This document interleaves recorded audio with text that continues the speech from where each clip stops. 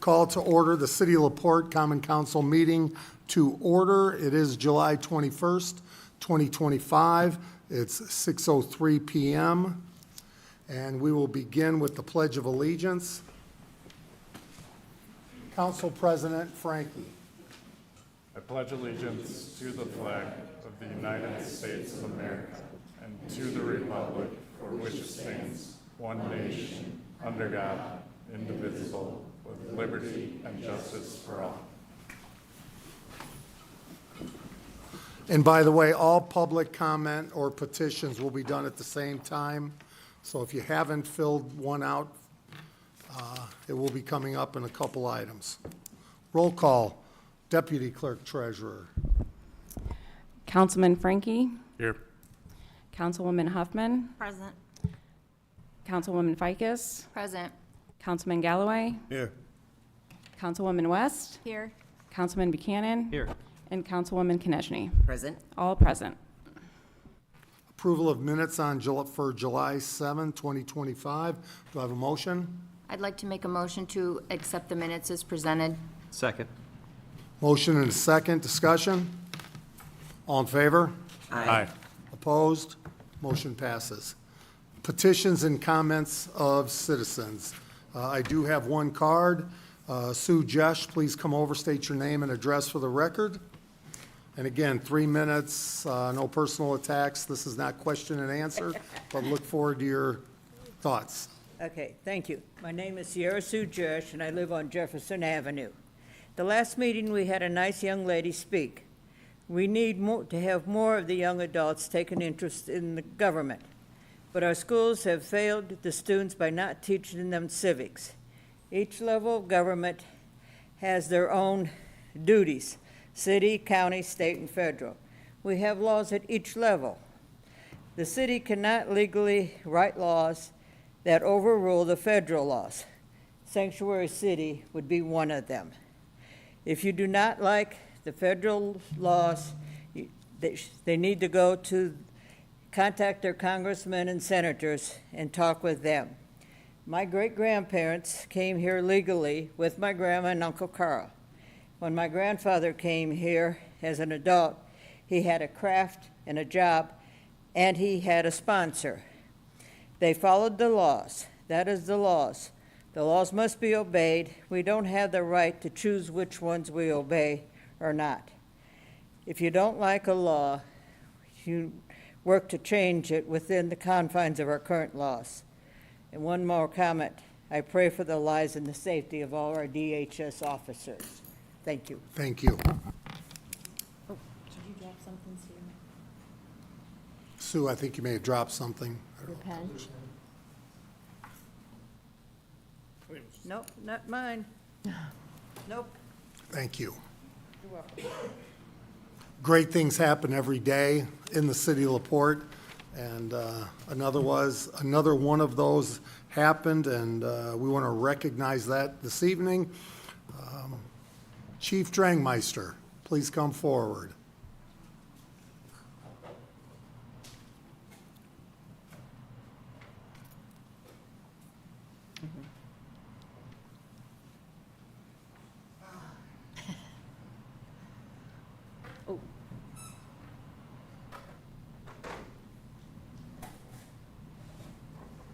Good evening, City Council. I'd like to entertain a moment of your time to kind of recognize some of our special officers and the job they've done. Before I start, is Lori here by chance? I didn't see her. She mentioned that she was going to try her best to make it here tonight. She's not here, but that's fine. I want to give you a little bit of a story about four of our officers and what they did on the early morning hours of June 13th. June 13th at approximately 4:10 a.m., officers were dispatched to 317 Cable Street in reference to an unconscious 58-year-old male. The caller reported that the patient was cold, clammy, unresponsive, and not breathing. She was unable to move him from the couch to the floor to begin CPR per 911's instruction. Upon officers' arrival, they took immediate and decisive action. They quickly cleared furniture to create space, carefully moved the patient to the floor, and began CPR without delay. An AED was applied promptly and monitored. As EMS arrived on scene, the officers assisted in preparing the patient for transport. During that process, the patient regained consciousness. So due to their efforts, that man is alive today, has recovered, and is working back at work. I spoke to his wife. She is very grateful. She wanted to make it today. She said she was pretty sure she'd be able to, but she personally wanted to thank them. So it's because of the actions that morning, the urgency, the teamwork, and the commitment that he is still alive. And for that, these heroic efforts, I would like to present those 4 officers with the Life Saving Award. I'm going to go ahead and call them up.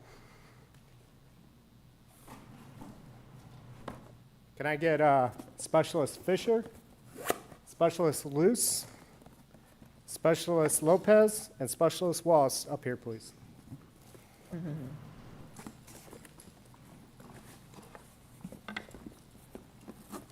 Mr. Fisher, I'd like to present you with that. Mr. Lopez, sorry. Mr. Wallace and Mr. Luce. Everybody join me in applauding these gentlemen.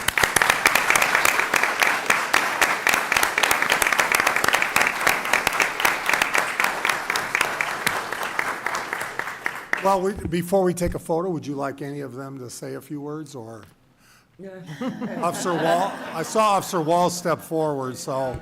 Wallace has plenty to say always. Well, like I say, these guys are outstanding. Our department is really outstanding here. I can't ask for anything better to work for. This department's great, so congratulations, guys. Thank you.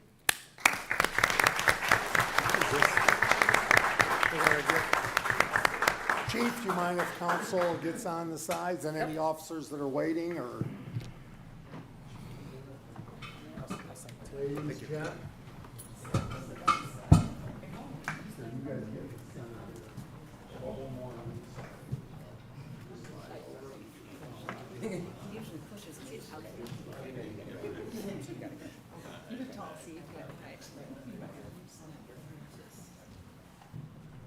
Good night, Drew.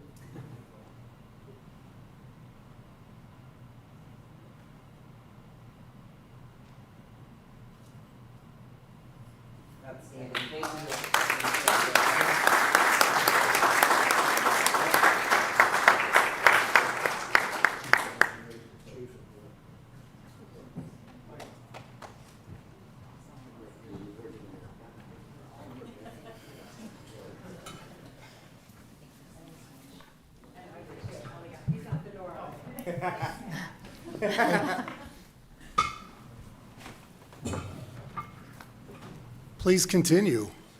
Okay, so when I take it over as chief, I wanted to recognize some of our hardworking, good attitude officers that bring a lot of good camaraderie and positive energy to our shifts.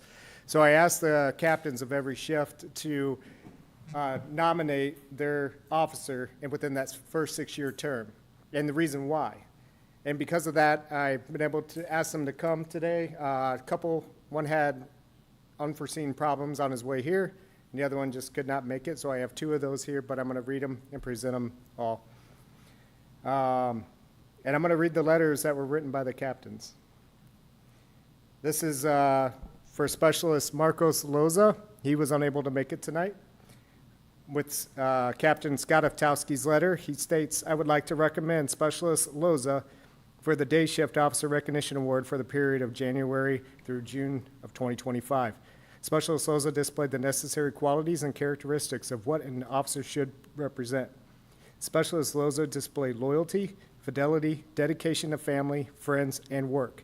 He was dependable, respected by coworkers and the public, and he is honest. Specialist Loza displayed integrity and morality.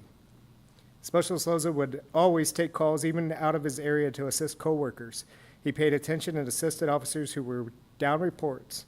Specialist Loza would always make small comments to lift coworkers' spirits, and if you haven't met Specialist Loza, that's an understatement. He makes anybody laugh, and so I'm adding that in there. He's a great guy. He had 669 calls of service as the primary officer. A lot of this, I would say, was part of his job, but Specialist Loza, when went above by volunteering 2 times to assist the department by presenting a fraud prevention presentation to local nursing homes and doing presentations at local elementary schools. He did extra when emails would come out and about problem areas. Loza showed leadership skills by assisting newer officers. He was and FTO'd new recruits, and as a senior officer has set good examples for other officers. Loza is dependable by always being at work, taking calls without being asked, and proactive with ordinances and traffic stops. He is loyal and does what is asked without pushing back at supervision.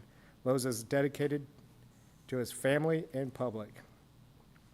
I would like to recognize all he has done and appreciate having the opportunity to showcase him as a representative of the police department.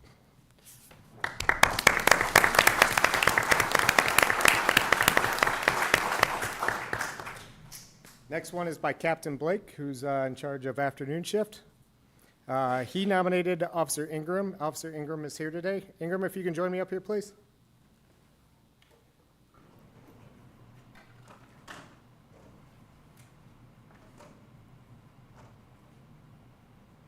I'm going to present this to you as you read over that. That is the Captain's Award for the first half of the year, presented to you by Captain Blake. Captain Blake's words were, I would like to recognize Officer Reuben Ingram for the Captain's Award covering the period of January through June. Officer Ingram has distinguished himself by taking the initiative to go above and beyond the normal roles of patrol officer.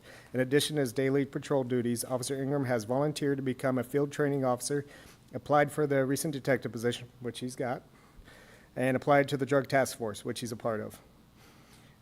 He is a member of the emergency response team and takes advantage of training opportunity that could improve his job knowledge. On top of all the above, Officer Ingram continues to serve our nation in the United States Army. The actions outlined above indicate a sincere dedication to our profession and our life of service. For those reasons, my choice for the current Captain's Award is Officer Ingram.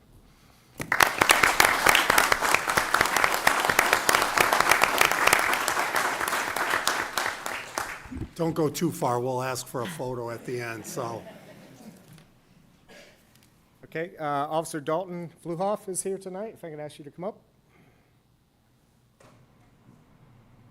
His captain, Captain Metcalf, nominated him. Metcalf, I'll invite you up here if you want to stay there. It's up to you. Okay, all right. All right, here's your presentation of the certificate. Let me read your letter here real quick, written by Captain Metcalf. For the first half of 2025, my choice for Captain's Award is Specialist Dalton Fluhoff. This choice was made due to Dalton's exceptional work ethic. He is one of the most productive officers on midnights. Dalton is very aggressive in finding wanted subjects and utilizes every tool and resource he can in locating them. He works with other members of the shift very well and includes them in his hunt of wanted subjects. Dalton is also aggressive with locating and stopping suspected people to be in the possession or dealing with illegal narcotics. When on calls, Dalton does a fine job in his decision-making, and if there is any question that may arise, he will attempt to resource it himself and not be afraid to ask one of the supervisors. Dalton is very respectful in his supervision and never challenges them either. His fortitude and attitude directly affects other shipmates and their motivation to do the same. Dalton is also very involved in other aspects outside patrol, which are a great benefit to the department and the city of LaPorte. He is one of the drone pilots, and in many cases has come out on his off time to assist in locating subjects that have fled from law enforcement. Dalton is also a member of the SWAT team, in which he has participated in multiple operations to safely secure suspects and wanted people. He is also a member of the LaPorte County Drug Task Force, in which he aids in searching for guns and drugs. Dalton also is serving as the current FOP president, and from experience, know that is a detail that involves a lot of thankless dedication. So in my closure, choice for the Captain's Award is Specialist Dalton Fluhoff, and without question, he is an excellent asset to the city of LaPorte.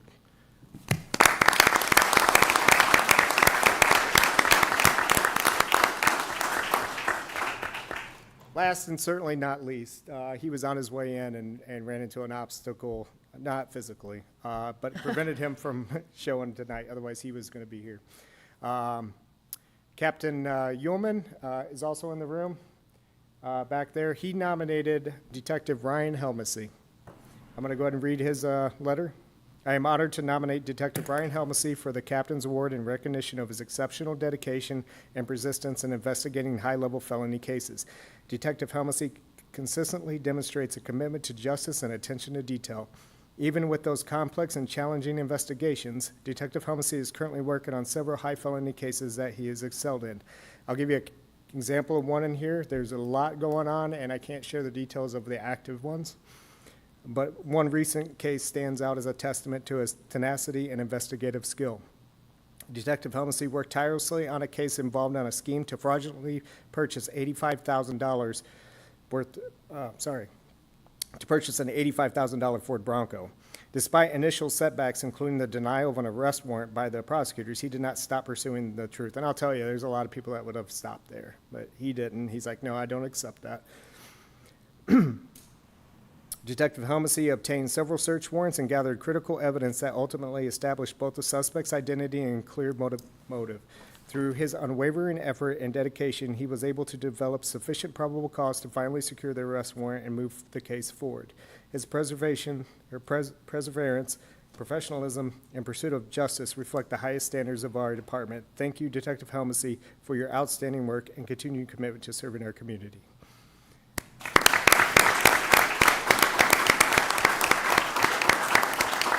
Chief, if you could have both officers come forward, we're going to do another photo Ingram and celebrate. Dalton? Let's go. He's so bossy. Thank you both.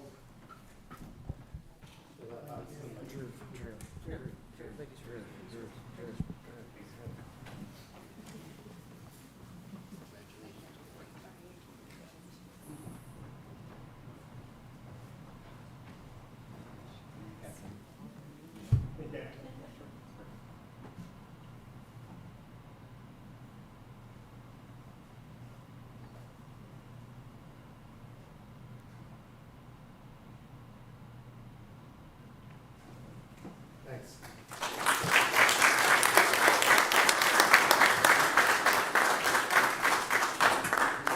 Shay, don't worry, we're still working on that deal.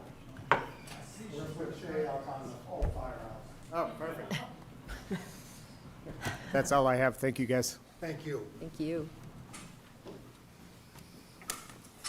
And officers, you obviously know you can leave now. We will not be offended if you want to enjoy the rest of your evening. Yep. That didn't take long. All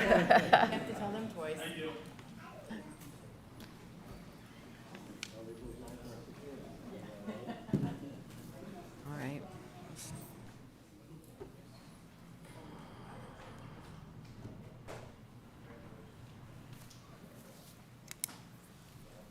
Standing committee reports. Council President Frankie. Redevelopment Commission meets next Wednesday, the 30th, here in council chambers at 5:15. That's all I have. I have nothing to report this evening. Oh, good. Then I have enough for both of us. Park Board met on July 16th. Mary Ann Richards has been working on the grant for the lift at the Civic Auditorium. They should have funding by November 1st, then the project can go out for bid. The pickleball master plan was adopted unanimously. The Park Board agreed to a 15-mile-per-hour speed limit with no e-bike restrictions on the multi-use trails, and as always, no golf carts, gas-powered, or motorized vehicles are allowed. The Park Department will post speed and informational signage along the trails. A memorandum of understanding was signed regarding the Statue Evans that was installed on July 16th in Fox Park. Thanks again to the UEA and Lebesnick Center for the Arts for the funding of Evans and the facilitation of his installation. And by a unanimous decision, the lower walkway at Unity Park will be named the Maggie Sparks Promenade in honor of Maggie Sparks, who has served as president and CEO of the Unity Park Foundation for 33 years. Maggie will retire from the foundation at the end of this year. Approval was given for extended park hours and parking and operation of utility vehicles on the grass for both the 19th Annual LaPorte County Blues Fest being held on August 16th and the Guardian Riders Music Fest happening on August 23rd. Also approved was parking and operation of utility vehicles on the grass for the Tour de LaPorte taking place August 22nd through August 24th. Don't forget about Lake Fest this weekend, Friday through Sunday. Events include steamboat rides on Pine Lake, Chessie Trail scavenger hunt, Bolt for the Heart, Play for Jake 5K run walk, cornhole and volleyball tournaments, crafters market, Fiesta del Lago concert, and the Jesse McCartney concert and fireworks show on Saturday. Something for everyone, so if you get a chance, stop out. Lastly, Traffic Commission will have their next meeting on Tuesday, August 5th, 5 p.m. at the police station. Councilman Galloway. The Police Merit Commission met on July 9th. They had a Mr. Carson's a new hire. He has to go to the academy. That would put them at 43. And the police, LaPorte, and Michigan City are going to have a youth day August 16th from 10 to 2 at Kessling Football Field. And they've applied for a grant, for a federal grant. And I guess there's no lit for the police department? Well, based on Senate Bill 1. Right. So do we have a way to get some of that money on our own here, or? That's with the state. Baker Tilly will be coming up in August to show the options we will have for not only public safety, but wheel tax, everything that will be reviewed, what's reduced, and then we have to work with all the elected officials, all the local units of government, including schools, to see what's best, what works best for the residents. And as you can see with what's just happened here today with our police department, we can't lose the momentum we have with law and order and keeping LaPorte safe. So more to come. And we have a rib cook-off in August. I'll let you know what day. I don't know if you're a judge or not, but I heard you eat too much, so you may not be asked to be a judge. Great ribs, by the way, at the VFW. Yeah, and that's all I got. Councilwoman West. At the last UEA meeting, they recognized a new member, Bill Gertner, representing Horizon Bank. Bill is replacing Tracy Connors, who resigned her board position after 15 years. A business grant was awarded to Downtown Law LLC for exterior rehab at 607 Jefferson, and the board awarded a community enhancement grant to the Parks Department in support of Lake Fest of this year. The next UEA meeting will be August 20th at 4 o'clock in City Chambers. The next Fire Merit Commission meeting will be August 6th at 6:30 at Fire Station Number 1 on 18th Street. And the next board meeting bid board meeting will be August 11th at 5 o'clock in City Chambers. Councilman Buchanan. Nothing to report, Stephen. Councilwoman Konechny. Nothing to report as well. Thank you.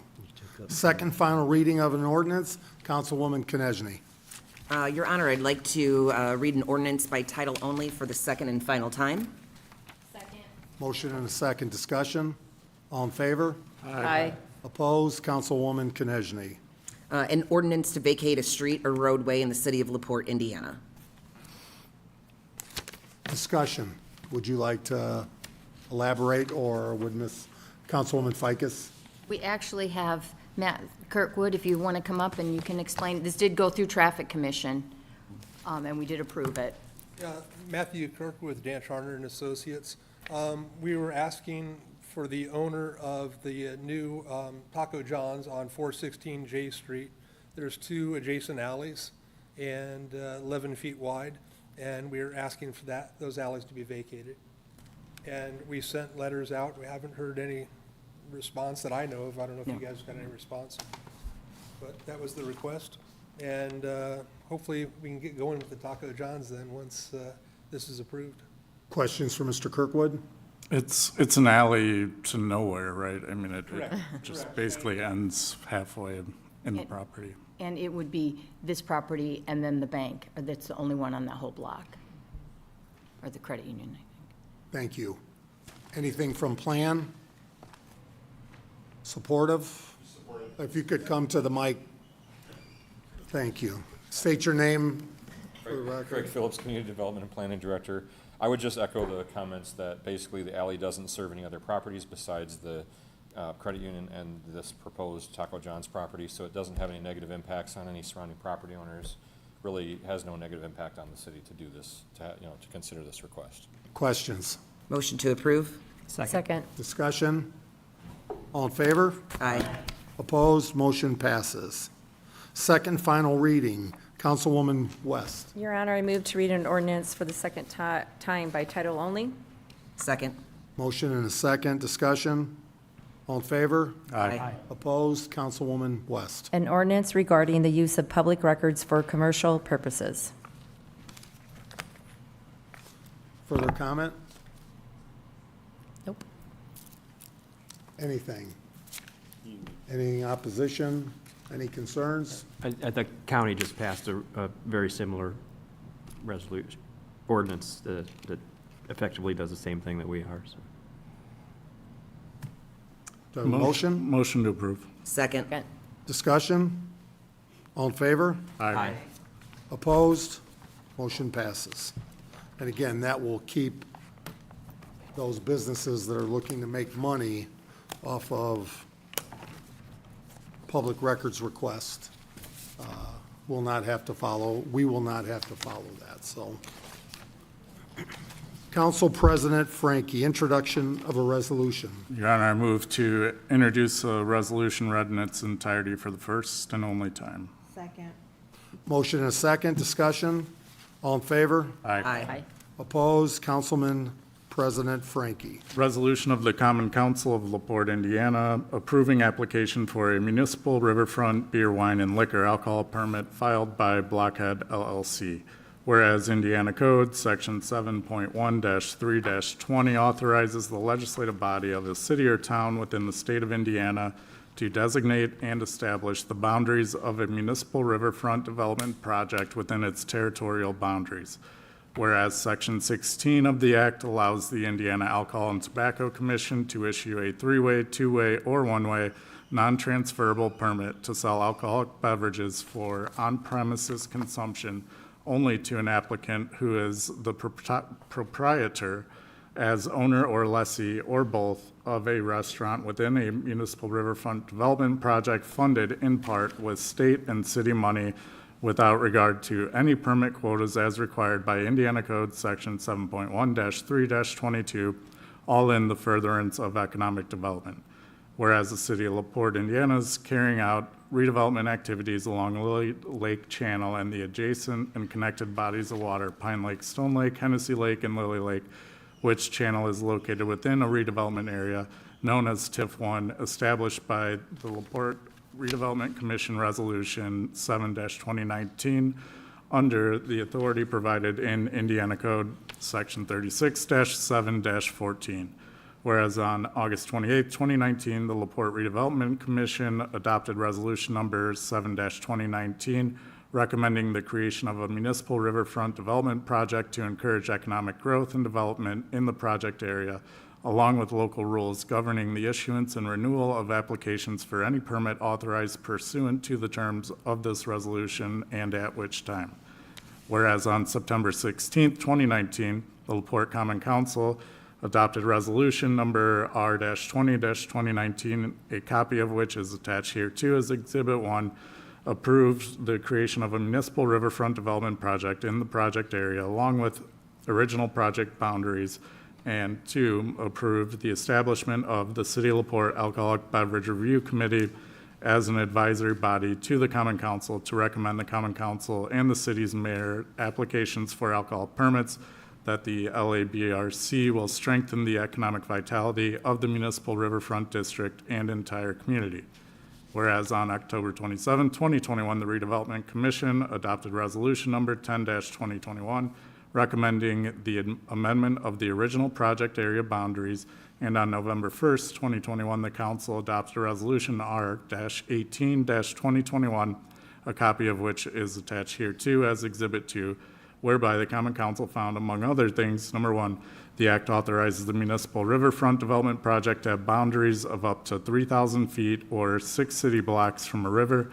Number 2, Indiana Code Section 14-29-6-3 defines the river as any flowing body of water and adjacent land or part of the body of water and adjacent land. Number 3, Pine Lake, Stone Lake, Hennessy Lake, and Lily Lake are connected by a continuous hydraulic connection through the Lily Channel.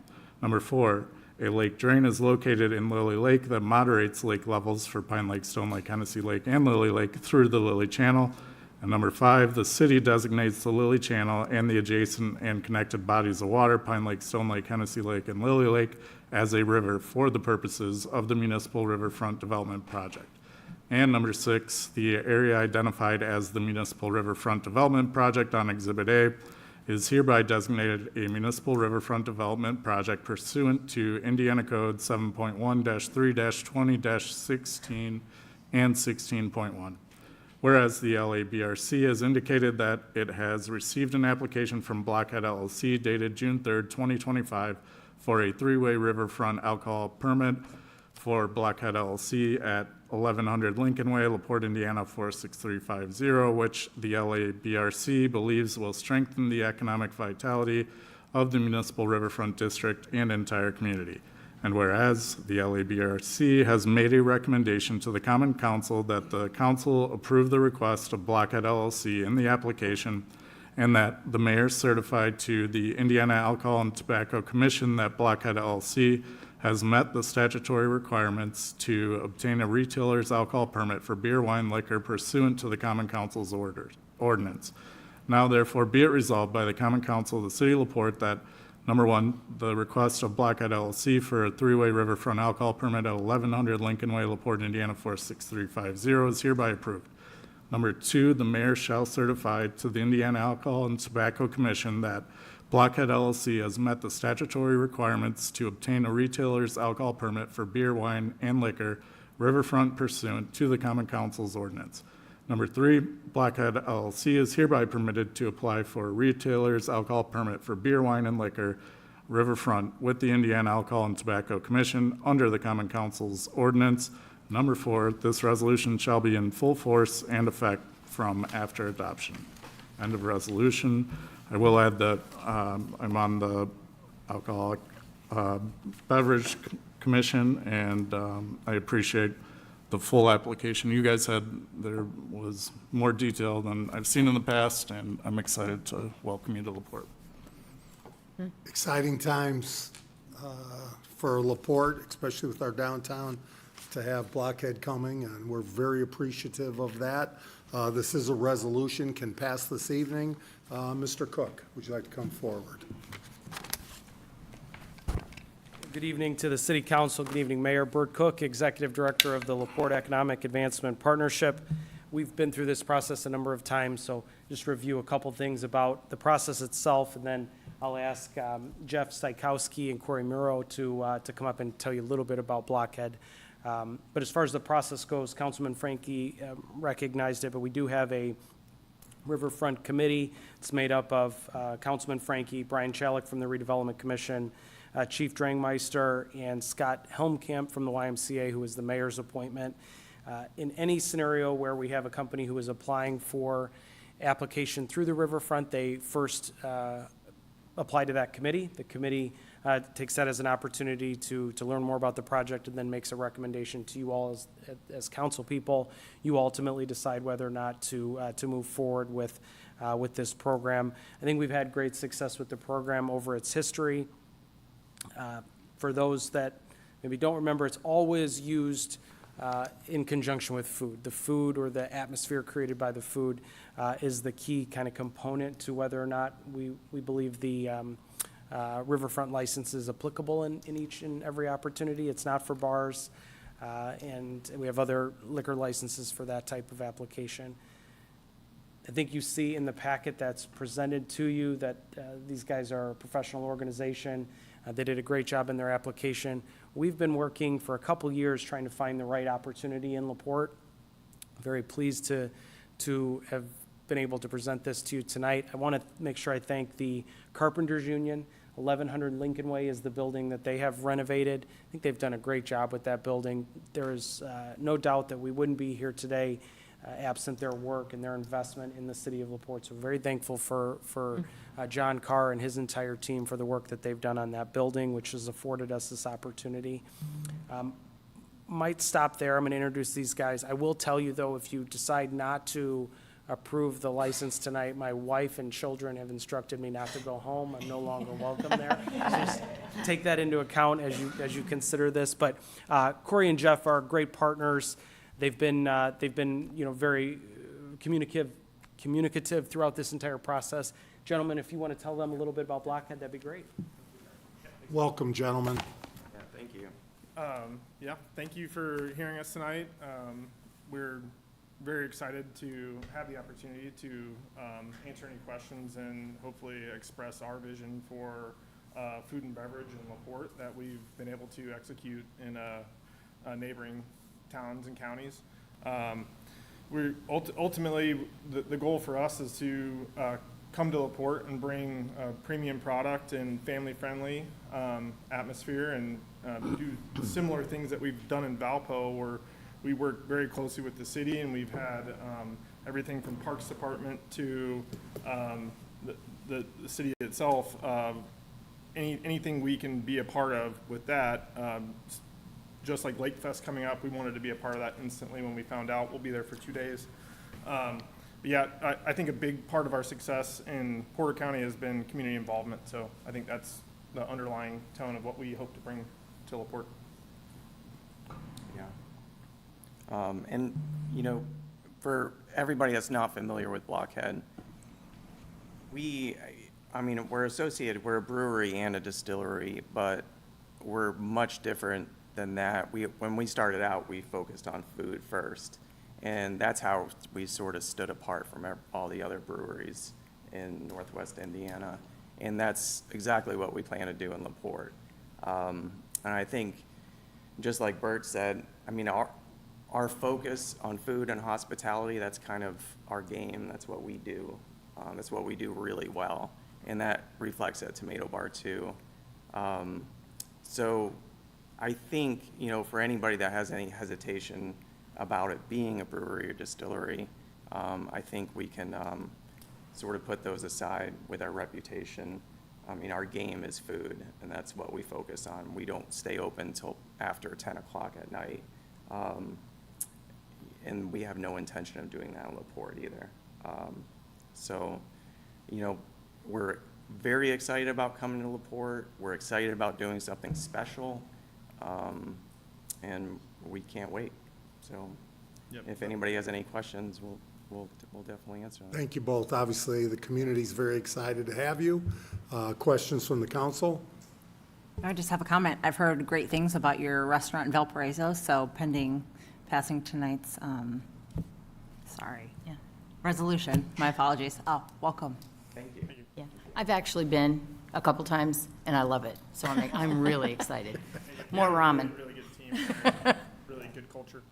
So I'd like to echo Councilman Frankie's sentiments. I've had the pleasure as well in visiting your establishments in Porter County. Super excited, but to see the detail and the depth in which you took the time to in that application, it exudes pride, pride of what you do, who you are, where you come from, what your vision is, not only here and other places. So after reading that and already having the experience, it makes me even more excited for a sustainable long-term success. So thank you for taking everything seriously and just the presentation in that package. Thank you. Much appreciated. Appreciate that.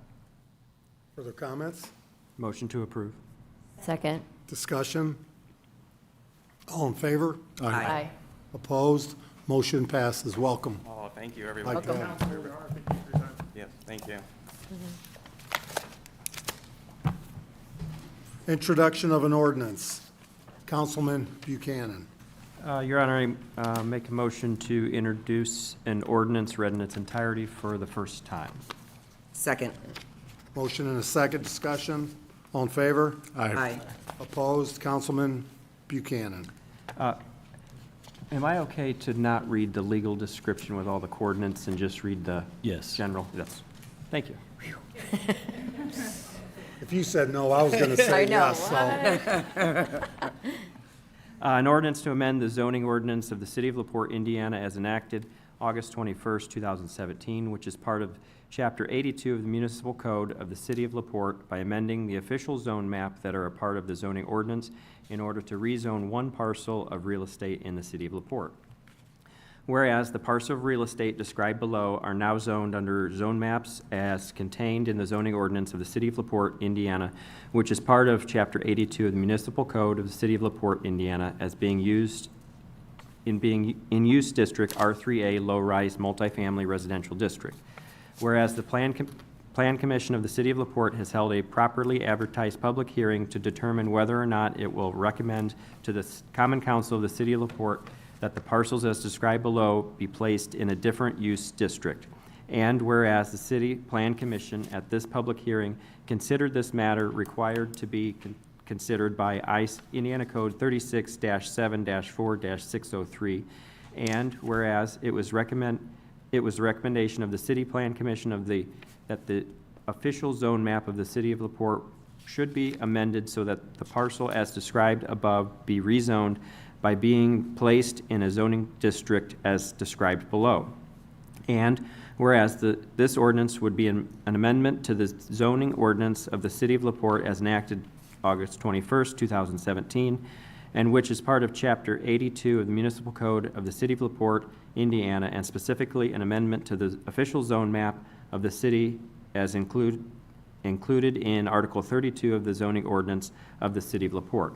Now, therefore, be it and is hereby ordained by the Common Council of the City of LaPorte, Indiana, that the following described parcels of real estate situated in the City of LaPorte, LaPorte County, and State of Indiana, to wit, the general description, the parcel located approximately 4/10 of a mile south of the intersection at Interstate 8090 Toll Road and State Road 39 on the east side of State Road 39 North in LaPorte, Indiana,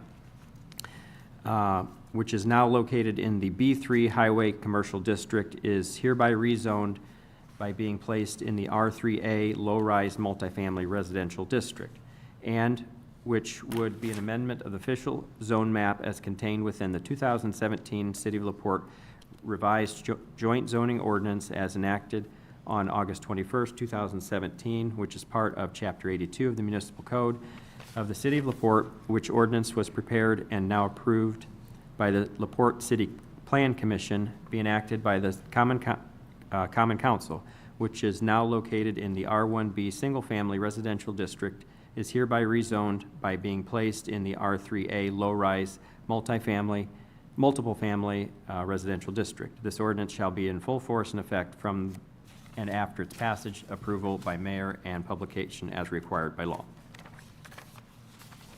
Mr. Cook, Economic Development, please come forward. Bert Cook, Executive Director of the LaPorte Economic Advancement Partnership. The ordinance you have in front of you tonight comes from our Plan Commission. So our Plan Commission 2 weeks ago heard a request for rezoning of a parcel on 39 North. So to kind of orient you, we're north of Briarleaf Golf Course, between the golf course or hole number 5 there and the Cassidy Motel. The acreage is, sometimes it's easy to identify because it has a transmission power line that runs through the center of it. So we have Mike Sullivan is on virtually with us, and Ryan Metz is in the audience. When I finish here, they're going to tell you a little bit. They'll go through their presentation, tell you a little bit about the project itself and the development. But there's a few things that I want to point out before we transition to that.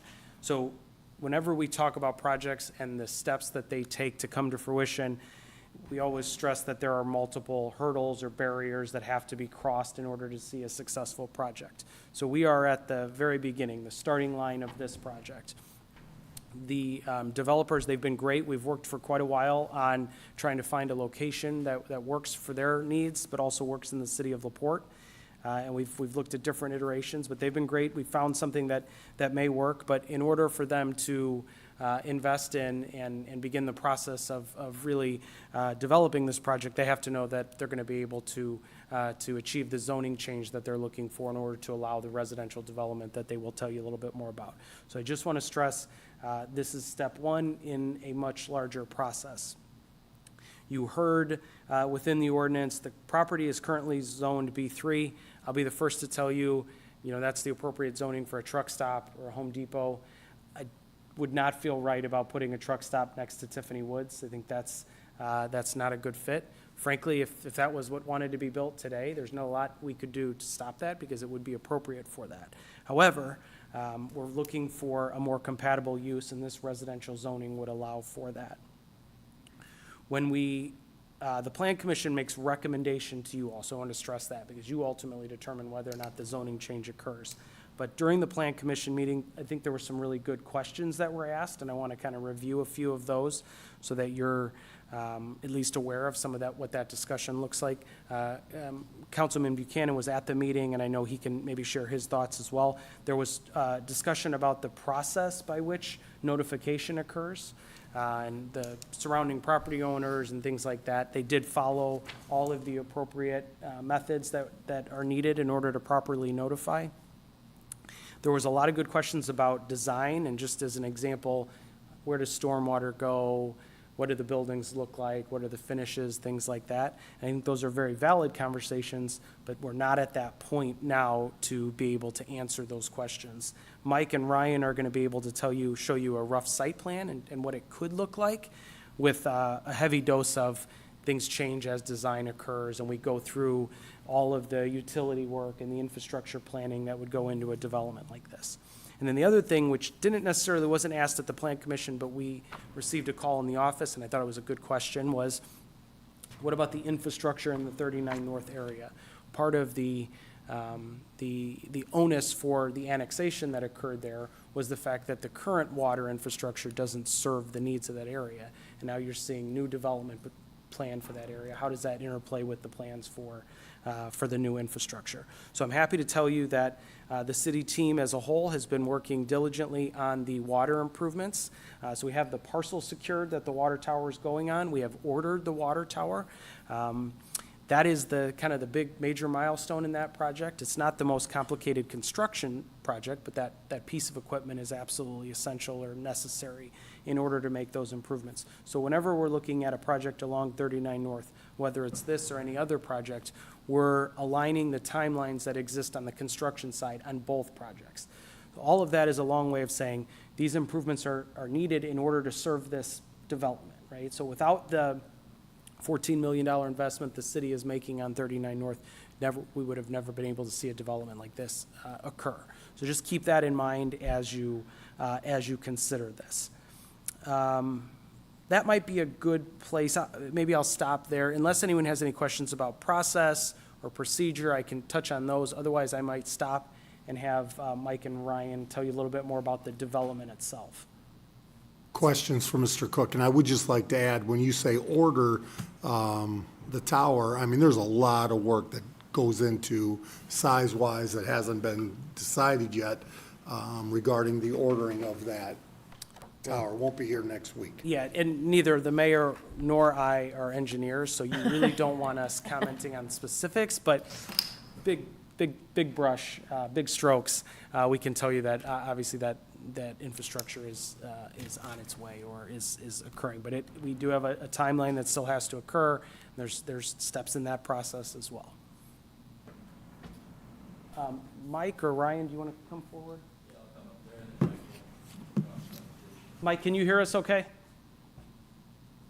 Mike? Yes, I can. All right. Hello. Welcome. Hello, thank you. Good evening, everyone. My name is Ryan Metz, Managing Partner, Atrium Capital Advisors, based out of New Buffalo, Michigan, originally from Chesterton, Indiana, though. So Mike and I are former colleagues from a time that we worked together out in Denver. Currently own and manage apartment communities in northern Indiana and Kentucky. Mike is based in Omaha, doing a number of developments out in that market. So as Bert said, we're looking to rezone 56 acres that we have under contract from B3 to R3A. And we have a brief presentation for you that Mike can kick off, and happy to answer any questions that you have. Mike, you want to kick it off? Yeah, thank you for your time. I can't see the screen, but are we on location? Are you looking for the presentation, Mike? Yeah. Is the PDF on the screen? It is now. Fantastic. So I just want to introduce the lot, the location. Again, 56 acres just north of Briarleaf Golf Course. Oh, yep. Can you go to the next slide, please?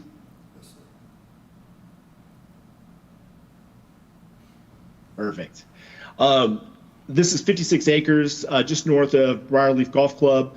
Like Bert said, the power and gas line goes diagonally through the property from the northeast and follows to the southwest. The Highway 39 is just on the west side of this property, and we are looking to rezone this from its current status of B3. Can you go to the next slide, please? It's current zone B3, highway commercial. Just wanted to show the image of the other B3 areas that are included to the north, and then showing the residential to the south, and then the light industrial to the west. Thank you. Go to the next slide, please. Awesome. Currently, the district is really geared towards automotive uses, not residential. We can come in here today and put in motels, hotels, like Bert said, truck stops, Home Depots, substations, Harley Davidson, retail stores, just a variety of good retail usage, though we believe there is a better use for this land in this area and zoning. Can you go to the next slide, please? So we propose, like we said, R3A, multifamily, low-rise multifamily. We think it'd be a great fit for this neighborhood as it butts up against residential homes to the south. In this permitted zone, we are able to put in some daycares, schools, multifamily, which will be our focus, libraries, museums, etc. And these are some examples of those items. Good. Oh, thank you. Ryan and I have dived deep into the LaPorte market study. It's very similar to other market studies that we've reviewed. There's a high need for all sorts and sizes and income streams of housing. LaPorte is no different. We believe this project that we are presenting as a conceptual design would meet the needs of LaPorte and help it thrive and continue to grow as LaPorte is asking it to via the housing study that we've reviewed. Part of our design, we're trying to be very intentful with what we put together for this site. We've found a professional architect based out of Texas. Their name is Humphreys. They specialize in taking apartments and making them look like residential homes. They have a trademark for big house, is what they call these 10 to 14 unit buildings that hold 1, 2, and 3 bedroom apartments with attached garages, which really gives you a residential look and feel. Very walkable, yards that are outside, the patios, etc. If you can go to the next slide. To help with density and add another tier of options, we believe the garden style look and the condensed ability to house more people towards the middle of the site would be a good option to also have to give diversity in housing options and as well as adhere to multiple income varieties. Here's our initial concept of an entire master build out of the property. The entire buildable property or the entire buildable space is around 25 acres. That's taking out a lot of the wetlands that you see to the north and northeast, and then a lot of the wetlands to the southwest. Still, starting with 56 acres and whittling it down to about 25 acres, we're still given a good amount of green space to add a lot of space in between the adjoining properties as well as our built units that we will be putting together to create more yards, more green space, parks, etc. The box in blue indicates what phase 1 will most likely look like and be located. It'll compile of 199 units, parking, garages, clubhouse, and parks sprinkled throughout the first phase. And then we'll need to go through a couple hurdles, like Bert said, to have the ability to work on phase 2 further to the east. But it'll be a very similar build out to the east. We'll just be utilizing the infrastructure that we put in phase 1, like the clubhouse, the pool, etc. And here's some community examples. So Hills at Aberdeen, it was built in the year 2000, again, designed by the same architect that we are using for our LaPorte project. The design, the feel is what we're looking for to bring to this area. Ryan, do you want to speak about Villas on Firth? Yeah, so Villas on Fir is a more recent big house design that was completed in 2018 by a developer out of Terre Haute named Thompson Thrift. They also used Humphreys. This is probably the most recent big house project that's been completed in northern Indiana, located on kind of the east side of Granger. And so just another example of the type of community that we're looking to build. You know, not lower end workforce, kind of, you know, middle income, upper middle income product type. You want to go to the next? So another example, Park 33 was completed in Goshen, I guess around the same time. I'm very familiar with this market because we own some apartments out in Elkhart. This project is done very well. It's located just south of Goshen, kind of on the edge of town. Also used, I believe they also used Humphreys. Thompson Thrift built it, but same exact product type. So just another example of what we're looking to do. And then This is in my neck of the woods. So we're seeing the use of big house design and implementation in a lot of different areas throughout the Midwest. And it's been a very successful product built. I think the stance of what it looks like is very comfortable, very relatable to single family. You'll see a lot of beginning family households moving into this where it's very kid friendly, a lot of buffer of green space to, you know, really introduce a neighborhood in a rental platform. So this has been recently completed here in Omaha, Nebraska, where I live, and it's a beautiful property. Those are examples of things that we are moving towards, but working through the rezoning is one of the first hurdles to allow us to move forward on design, where Bert commented on, you know, where's the drainage going to go? How are we going to park it? What will this actually look like will soon be designed as we move forward. So thank you for listening. I appreciate any comments or questions you have. Thank you. Questions? Councilman Buchanan. I don't have any questions. Thank you for the presentation. I was at the Plan Commission meeting. I'm on the Plan Commission board. And there was healthy discussion, public input. I think Bert explained everything, the process pretty well in the beginning. The Plan Commission is tasked to, like Bert said, to make a recommendation, and we had to narrow down. We weren't recommending this specific project. We are recommending the zone change for this property, which is now what we're looking at. So some of those areas kind of got, you know, looking at the presentation is good, but some of the comments I've gotten after the meeting from people living in the areas, one, they had no idea it was B3, that this stuff could be built.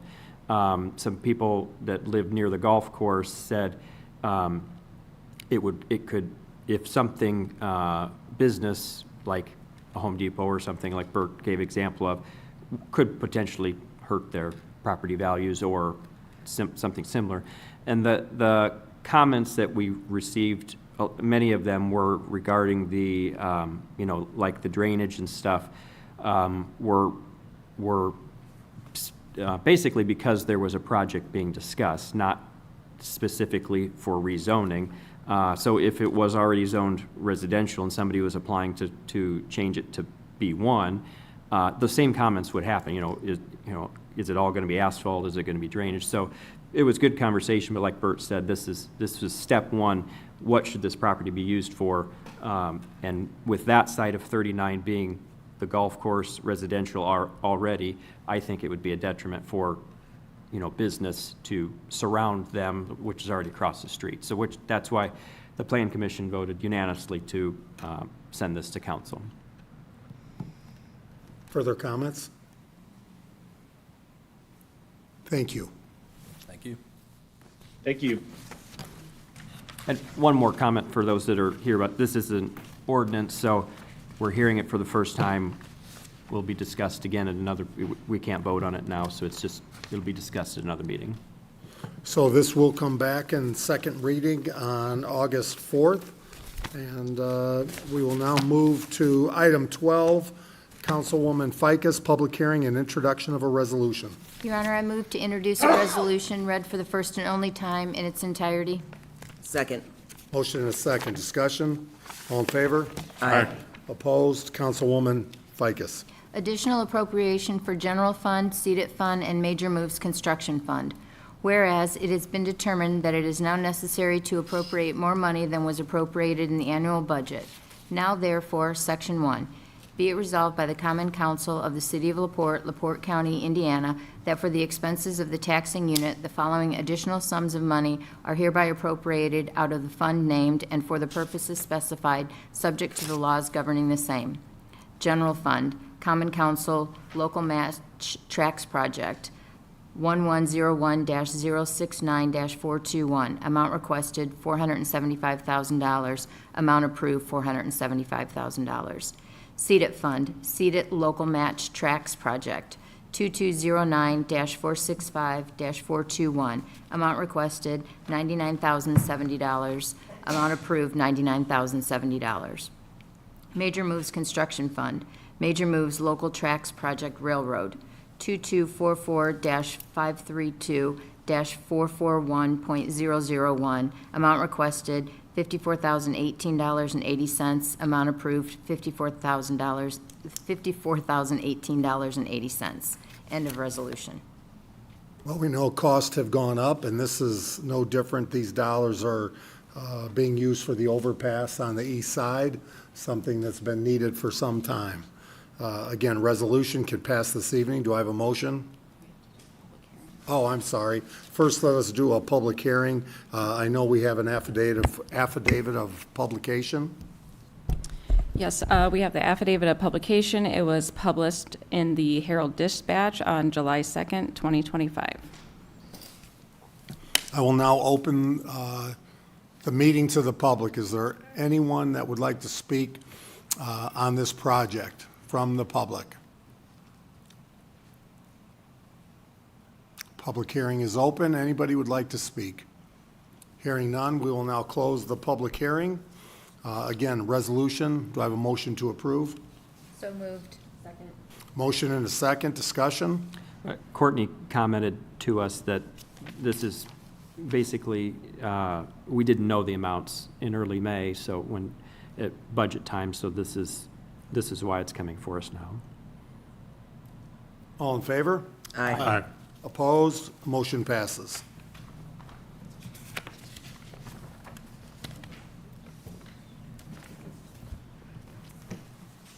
Councilman Galloway.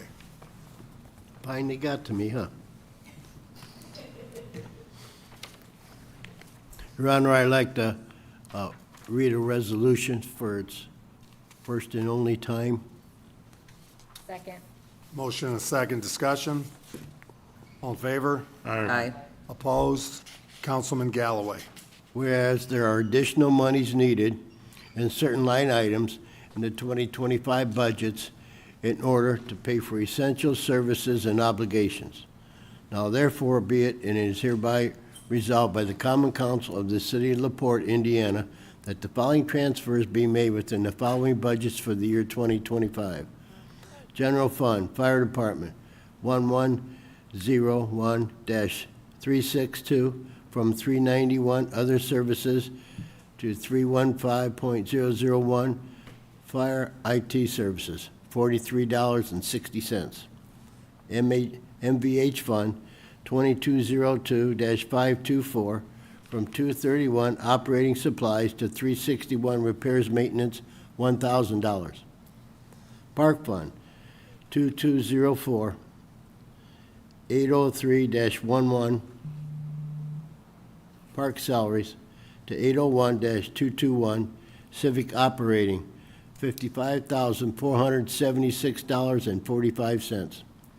Civic 2204-801 from 241 civic other supplies to 221 civic operating, $500.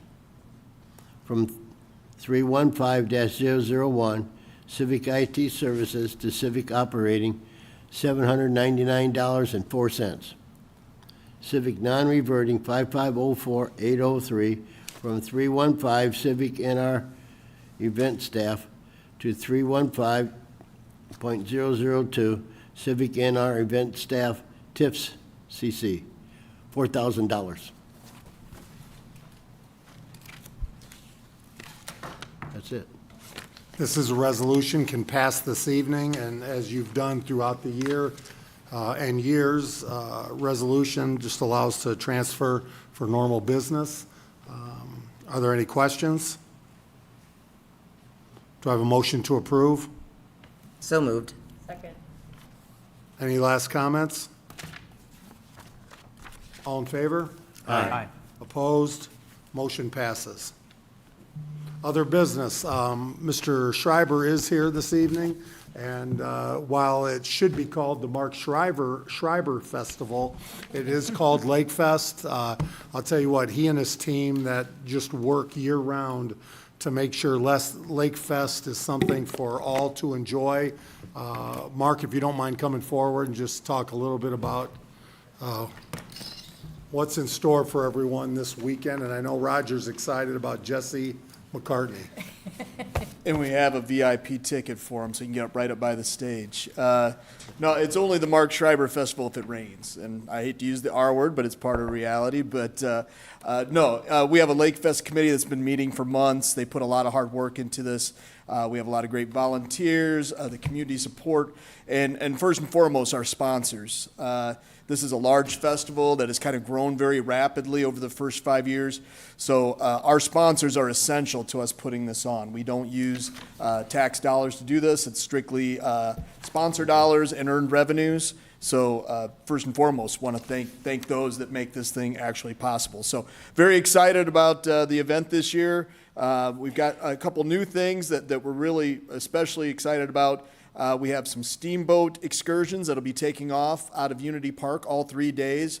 It's a historic steamboat from 1910. You can go out on the lake with your family. That information is on laportelakefest.com as well.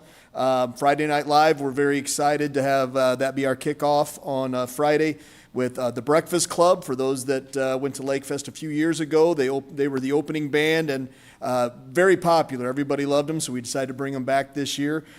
For those of us that are perhaps a little older than Jesse McCartney's age frame, and I would put myself into that as well. The Clear Lake Craft Market's another highlight. That's going to be great in Fox Park. I know we have a strong early sign-up for the Play for Jake run.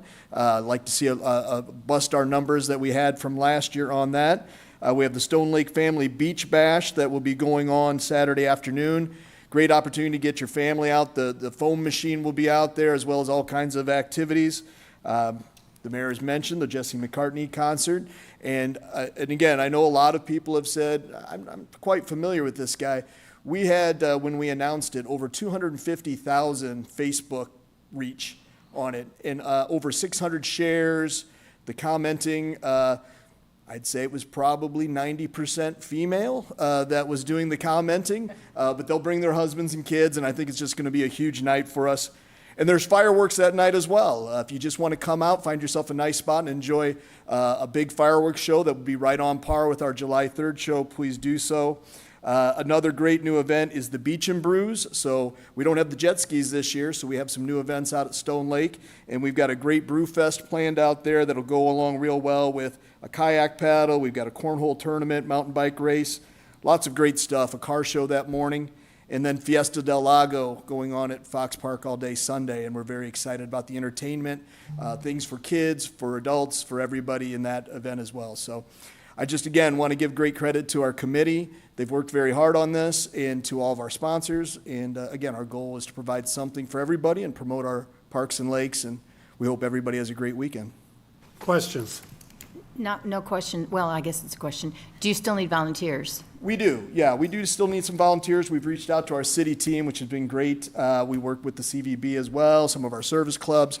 But if anybody is interested in volunteering that night, they should contact Emily Archibald at the park office, 219-326-9600. Thank you. Thank you. Clerk Treasurer, Deputy Clerk Treasurer, Noel, I know you were excited to speak tonight. Anything else you want to add? Do I have a motion to adjourn? Motion to adjourn. All in favor? Aye.